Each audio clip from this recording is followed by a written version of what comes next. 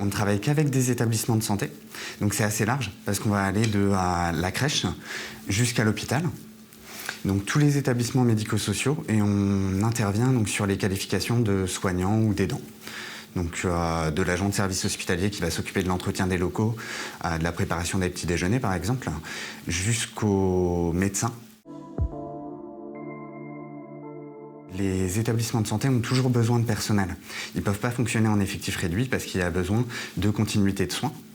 Et donc nous on intervient pour les remplacements, sur des remplacements en général très courts, sur des remplacements en général urgents, parce que ça va être l'arrêt maladie qui n'était pas prévu et il faut une personne qui puisse quand même continuer les soins. Nous, on a ouvert l'agence en 2018. Dès 2018, il y avait une pénurie. Donc ce qu'il faut entendre aussi, c'est que de toute façon, on n'arrive pas à pourvoir toutes les demandes.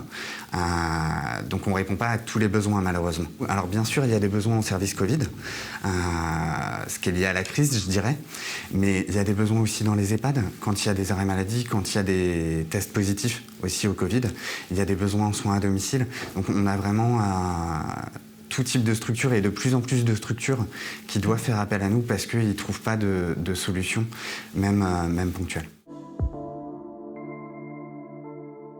En termes de qualification, ça a pu changer par contre avec le Covid. Auparavant, il y a un an, c'était de très loin les aides-soignants. Aujourd'hui, on arrive presque à une équivalence entre aides-soignants et infirmiers en termes de demande. Ça peut être quelqu'un qui commence sa carrière, qui va chercher à se construire une expérience. Ça peut être quelqu'un qui est en retraite ou pré-retraite, qui va chercher juste un complément de salaire.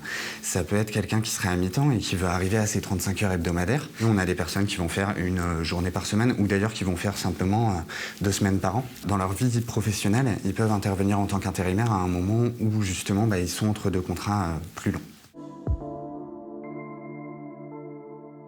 On change régulièrement d'établissement. C'est ce qui m'intéressait, de varier, de ne pas avoir une routine comme j'ai pu avoir pendant plusieurs années dans un même établissement. Par exemple, dans la semaine, je vais faire 2 EHPAD et du soin à domicile aussi.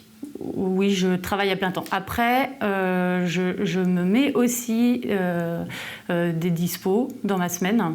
C'est ce qui est intéressant aussi en intérim. C'est que je fais mon planning en fait. Plus indépendante, plus libre, je gère mon planning.